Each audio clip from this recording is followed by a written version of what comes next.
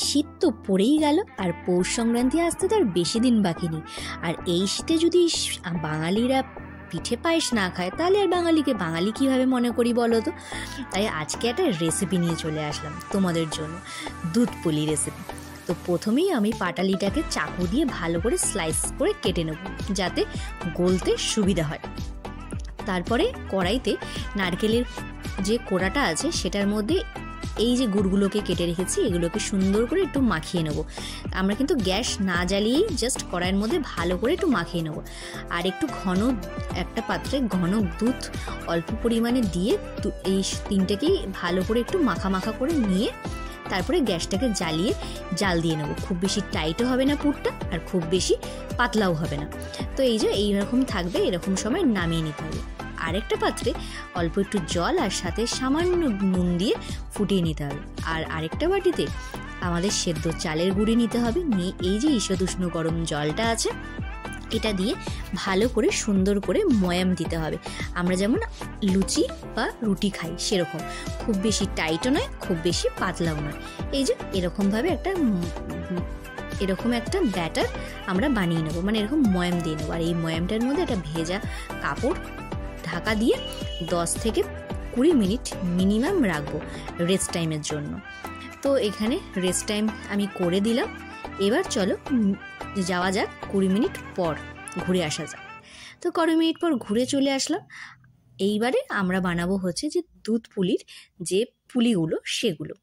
তো এখানে লেচির মতোই আমরা এরকম গোল করে নেব।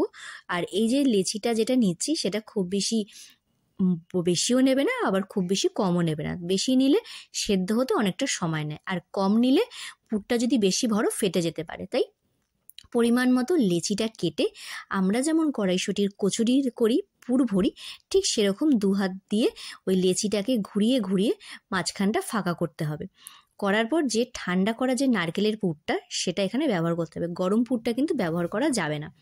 তো দিতে হবে সেই ঠান্ডা করে রাখা পুরটা, আর দিতে হবে পরিমাণ মতো, খুব বেশিও না খুব কমও না। বেশি দিলে কিন্তু ফেটে যাবে, আর কম দিলে মুখে যদি নাই পড়ে তাহলে আর দুধ পুলি কি খেলাম বলো তো। তাই দিতে হবে একদম পরিমাণ মতো। আর বাড়িতে যারা বয়োজ্যেষ্ঠরা আছে তারা তো আমাদের থেকে ভালো এখানে সুন্দর করে এই দুধ পুলির মুখটা লাগাতে পারে, কিন্তু আমি যেভাবে পারি সেভাবেই তোমাদের সাথে শেয়ার করলাম। তো মাঝখানে পুরটা ভরে দুটো মুখ এরকম করে একটু আস্তে আস্তে করে চেপে দিতে হবে। দেখবে যাতে জিনিসটা ফেটে না যায়, ফেটে গেলে কিন্তু দুধে দেওয়ার সাথে সাথেই পুলিগুলো ফেটে যেতে পারে। আর এই দেখো দুটো মুখ আস্তে আস্তে করে এরকম ঘুরিয়ে আমি আটকে দিচ্ছি। আমি এরকমভাবে পারি তাই আমি এরকমভাবেই করলাম আর কি। তোমরা যদি আরও অনেক রকম নকশা আর কি এখানে করা যেতে পারে। তো এই দেখো গল্প করতে করতে রেডিও হয়ে গেল। তো চলো এবার সবগুলো বানিয়ে ফেলি। তো এদিকে দেখো গল্প করতে করতে সবগুলো বানিয়েও নিলাম। আর দেখো মুখগুলো দেখেছো বেশ একটু মোমোর মতোই আর কি আমি ভাঁজ দিয়ে নিয়েছি। জাস্ট দুটো মুখকে আটকে সাইডে এরকম সিল করে দিয়েছি, দেখতেই পারছো। এবার চলো কড়াইতে দুধটা বসানো যাক। দুধটা বসিয়ে দিয়েছি, এবার উবাল আসা পর্যন্ত অপেক্ষা করতে হবে। এবার যখনই দেখবে দুধটা ফুটে উঠেছে তখনই আমরা এই পুলিগুলো দিয়ে দেবো। দিয়ে ভালো করে হালকা হাতে আর হালকা আঁচে নাড়াচাড়া করতে হবে। বেশি আঁচে দিয়ে দিলে দুধটা ফুটে কম হয়ে যাবে আর পুলিগুলো সেদ্ধ হবে না। আর আস্তে আস্তে আঁচে করলে জিনিসটা ভালো হবে। তো আস্তে আস্তে খুন্তি দিয়ে নাড়তে 10 থেকে 15 মিনিটের মধ্যে পুলিগুলো সেদ্ধ হয়ে যাবে। তারপরে দিয়ে দিতে হবে ওই সে কেটে রাখা গুড়গুলো, দিয়ে ভালো করে নাড়াচাড়া করে নিতে হবে। আর তোমরা পারলে একটু এলাচের গুঁড়ো দিয়ে দিতে পারো।